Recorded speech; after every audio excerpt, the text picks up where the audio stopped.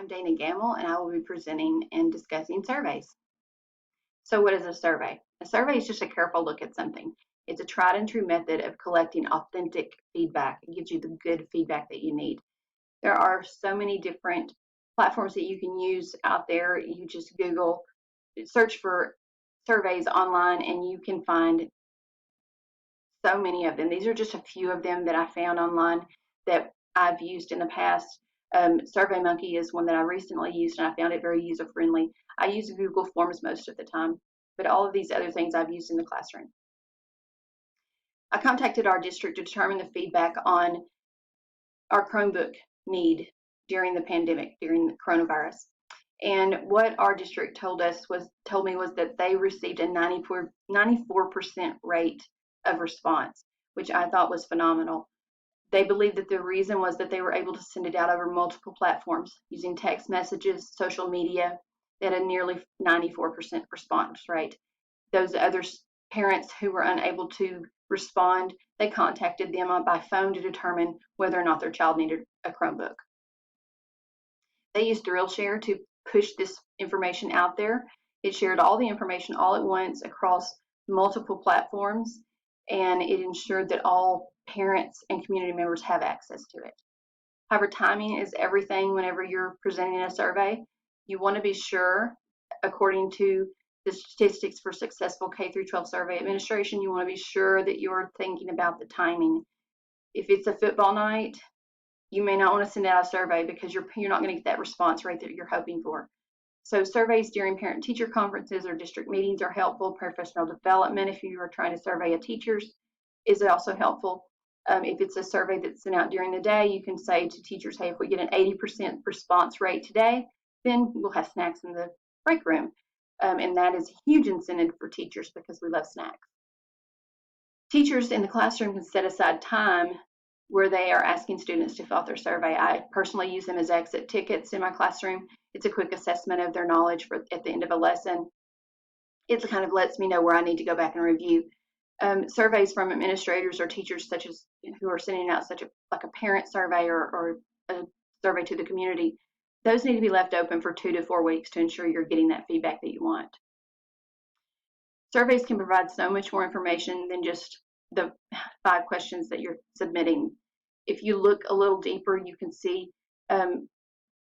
using the demographics or using the common knowledge that's out there that you can find on the internet. You can look at school report cards and determine demographics of schools, and that may give you some different knowledge where you can separate things and divide them out and decide, well, this particular stakeholders, this is the way they believe, and these particular stakeholders, this is what they believe. And it just kind of helps you understand your community a little bit better. For teachers, they can sort responses to determine understanding. Like I said, I use them as exit tickets to pinpoint those areas I need to go back and review. I can also use them to communicate with parents. I can schedule meetings with them, and I plan parties with them. There are some pitfalls to surveys. You want to avoid bias. Do you call the office when you have concerns? Yes or no? Sounds like a perfectly normal question, but if I say no because I contact the teacher, then I sound like an unconcerned parent. But I don't call the office, I call the teacher. So this is a biased question. Focus on closed-end questions. Those are the ones that you just are clicking the selections because people can quickly go through and finish those up. Surveys, you're lucky they're taking the time to do them. Make them easy for them. Save those open-ended questions for the end because if you put it at the beginning, they may tire and need to be doing something else, and that may be the only question you get answered. But if you save it till the end, then you'll have all those open-ended questions and you'll have a pretty good amount of data. Keep your answer choices balanced. How likely are you to use surveys in the future? Extremely likely, very likely, somewhat likely. This is an unbalanced question because what if I'm never going to use surveys? There's not a selection for that. So this is not going to give me the data that I'm actually looking for. One question at a time. Do you believe administrators effectively communicate and provide feedback? Well, I may believe that they effectively communicate, but they're not giving me the feedback that I need. So there's nowhere for me to put this. Putting an other and leaving a comment section would be helpful on this question. You also want to maybe send this out to friends or coworkers or other administrators first before you send it out to the community or parents, because they're going to be able to recognize bias or open any questions or express their concerns if they don't understand a question. So it will just help with understanding, and you can go through and fix those before you send it out. Code of ethics and privacy laws. These are two areas that need to be addressed whenever you are conducting a survey for a larger community, if the administrator is sending out to parents. The American Association for Public Opinion Research provide guidance. They have a code of ethics there that you can look at on their website, that kind of gives you some guidelines on using surveys on a large scale. Open links are surveys that districts would want to use because they're able, an open link is accessible on many platforms, and I can go into a public library, use a public computer, and open that link. However, a trackable link is not going to be able, I'm not going to be able to open it unless it's on that specific platform.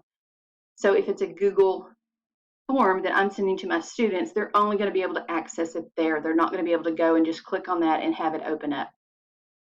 So you want to use those trackable links for your students just as that added layer of protection and safety for them. You also want to be sure you're not violating FERPA, the Family Education Rights and Privacy Act. Federal law protects the privacy of educational records. It also protects their privacy. You don't want to go discussing the survey results with other people who have no stake in the game. So if it's another teacher that is working with you on the survey, then yes, that is perfectly accessible. But you wouldn't want to, as a 4th grade teacher, I wouldn't want to go to a 9th grade teacher to talk about my results, because that would be a violation of FERPA. It would be a violation of their privacy. You also want to let students and parents know if this is a survey that you are going to be sharing out with other people, because that gives them the opportunity to opt out of that survey. And you do not want to use identifiable information whenever you're sharing your results for your survey. Don't single out someone, even though you may not be saying their name. You don't want to single someone out so that someone can recognize them. So a student survey is used in the classroom to assess the teacher's performance. It can provide information for student performance, or it'll improve in student performance, and because they feel like they have ownership in the classroom, they have some say over how the lesson is conducted. It gives them a place to voice their concerns. It also provides you some really good instructional feedback. These surveys do not contain any kind of content area. So if you're teaching math, it's not going to have a math problem in it. It's strictly, how am I doing? So it will improve your teaching. Parent surveys provide a lot of information also. You can determine, for districts, they can determine, administrators can decide which form of communication is most effective for my parents. Which ones do they prefer for our party information, and which ones do they prefer for their information on testing? Because some parents do not want that information on Facebook because they feel Facebook is more of a social kind of interaction. You can also develop plans for communication. You can use data to improve your parent and school communication. You can determine what your parents in that district or in your school feel is most important. And you can also discover if your teachers are communicating with your family effectively and doing it in a timely manner. And you can use this information to discuss things that may need to be improved in school, and also discuss the strengths of the school. This is a student survey that I found was very helpful, but it's one that can be sent out to your students that they can fill out twice a year. However, I did not like the first question because it offered a 1 through 10 scale, and I felt that was very confusing. So I like the Likert scale, is what they call it, and it's a 1 through 7, and it's more descriptive. And you can also do a 1 through 5. These two scales give you a more valid result than the 1 through 10. Other ways you can use surveys in the classroom is using them as creating a digital escape room. There are websites that give you step-by-step instructions on how to create these. They also provide a platform where you have all the information there. You just go in and fill out your information that you want in there. So it would be a great center, a great math night or science night to create a digital escape room. You can assess students' progress. Students can use the information to put into their data binder so they have that information in there and they can see how well they're doing and if they're showing growth. You can use it to sign up for parties. I used it during parent-teacher conferences. I sent it to parents on Remind, which is the platform that I used to send out information, and they clicked on the link and automatically were able to fill out the survey, and I knew their parent-teacher conference times. There was no sending letters back and forth in the backpack. You can also organize data to determine where you need to have an intervention if students are struggling in what content area or what part of the lesson they're struggling in. You can use them as exit tickets, and you can use them as student check-ins and homework. You can use it to submitting homework. They type up their homework and they submit the link into the Google form or whatever platform you're using and submit it, and you've got it right there automatically. One way I use it is for scheduling meetings during the COVID-19 shutdown. I used it to schedule my meets for the day, and I would send it out to parents, and they would fill it out, and they would go through, and they would click what time they wanted for each day, and they would submit. Also left areas where I could improve on teaching during the shutdown and how I could do that. But as they selected them, the next person that came up, the selection was gone. So it helped eliminate that. This is my survey reflection.